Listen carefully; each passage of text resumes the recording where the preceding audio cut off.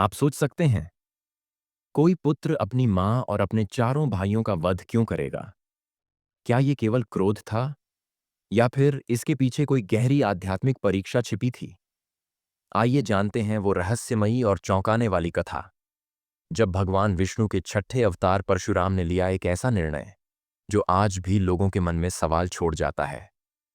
श्रीमद् भागवत के अनुसार एक बार परशुराम की माता रेणुका दैनिक नियमानुसार संध्या वंदन और यज्ञ के लिए गंगा जल लेने गंगा के तट पर गई। जिस समय रेणुका नदी तट पर जल लेने गई, उसी समय गंधर्व पुत्र राजा चित्ररथ गंधर्वराज का जलयान वहां रुका। चित्ररथ अपनी अप्सराओं के साथ वहां जल क्रीड़ा करने लगे। रेणुका ने सोचा कि यह लोग स्नान करके चले जाएं, तो मैं पूजा और संध्या के लिए स्वच्छ जल लेकर आश्रम को जाऊं। रेणुका के विचारों में स्वच्छंदता थी। उसे भार्गवों के द्वारा निर्मित नीति पंथ का ज्ञान नहीं था। इसी अज्ञानता के कारण उससे नीति पंथ का उल्लंघन हो गया। चित्ररथ को जल क्रीड़ा करते देख वह मानसिक विकार से अपनी सुध बुद्ध खो बैठी। उनके मन में विचार आने लगा कि वह भी राजकुमारी थी, और अगर उसका विवाह भी किसी राजकुमार से हुआ होता तो वह भी इसी प्रकार जल क्रीड़ा और अन्य प्रकार से राजकुमारियों की तरह मनोरंजन कर सकती थी। रेणुका ने चित्ररथ को स्त्रियों के साथ पानी में खेलते हुए देखा तो उन्हें अपने पति जमदग्नि की याद आई। उनके मन में विचार आया कि अगर वह मुनीश्वर जमदग्नि के साथ इस तरह की जल क्रीड़ा कर सकें तो यह तीर्थ सही मायने में सफल हो जाएगा। जब रेणुका ने चित्ररथ और उनकी अप्सराओं को खेलते देखा तो उनके मन में भी राजकन्या की तरह पानी में खेलने की इच्छा जाग गई। इस वजह से उनका मन अस्थिर हो गया और वह ध्यान केंद्रित नहीं कर पा रही थीं। इसलिए वह रेत से कच्चा घड़ा नहीं बना पा रही थीं। बार बार कोशिश करने के बाद भी वह घड़ा टूट जाता था और इस प्रयास में सारा समय निकल गया।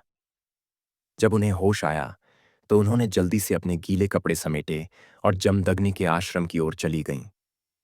आश्रम पहुंचने में उन्हें काफी देर हो गई थी। इस बीच सूरज डूब चुका था और चांद निकल आया था। रोज की तरह अग्निहोत्र में समय से पहुंचने का क्रम टूट गया था। देवताओं और मेहमानों की पूजा का समय भी बीत चुका था। मानसिक विचलन की वजह से रेणुका का ब्रह्म तेज खत्म हो गया था और वह खाली हाथ वापस आई थीं। उसे इस रूप में देखकर महर्षि जमदग्नि ने अपनी योग शक्ति से सब जान लिया और क्रोधित हो गए। उन्होंने रेणुका से कहा, तुम्हारा मन दूसरे पुरुष में लग गया है। अब तुम मेरी पत्नी होने का अधिकार खो चुकी हो। ब्राह्मण का शरीर सांसारिक इच्छाओं के लिए नहीं होता, वह तप और साधना के लिए होता है। वह दीपक की तरह झलकर सबको प्रकाश देने के लिए होता है। रेणुका ने उत्तर दिया, मेरे हृदय में सिर्फ आपकी छवि रहती है। मेरे मन में आपके अलावा किसी और का विचार नहीं आता। नारायण स्वयं मेरे पुत्र हैं। मैं कैसे किसी और के प्रति कामना कर सकती हूं? मैंने आपको सब कुछ कह दिया है। अब धर्म के अनुसार जो सही हो वह निर्णय आप करें। महर्षि जमदग्नि ने क्रोधित होकर कहा, तुम घृणित काम करती हो और धर्म की बातें करती हो। तुम वध योग्य हो। उन्होंने अपने पुत्रों को रेणुका का वध करने का आदेश दिया, लेकिन चारों पुत्रों ने मना कर दिया। तब उन्होंने परशुराम से कहा, तुम्हारी माता ने चित्ररथ गंधर्व को देखा है और उसका मन दूषित हो गया है। मेरी आज्ञा से तुम अपनी मां का वध करो और अपने भाइयों का भी, जिन्होंने मेरी अवज्ञा की है। पिता की आज्ञा मिलते ही परशुराम ने बिना देरी किए अपनी माता और भाइयों का सिर काट दिया।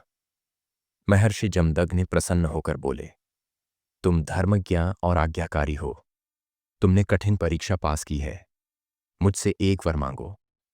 परशुराम ने कहा, मेरी माता और भाई फिर से जीवित हो जाएं, उनके पाप नष्ट हो जाएं और उन्हें मेरी ओर से मारे जाने की याद न रहे। युद्ध में कोई मुझसे न जीत सके और मेरी आयु लंबी हो।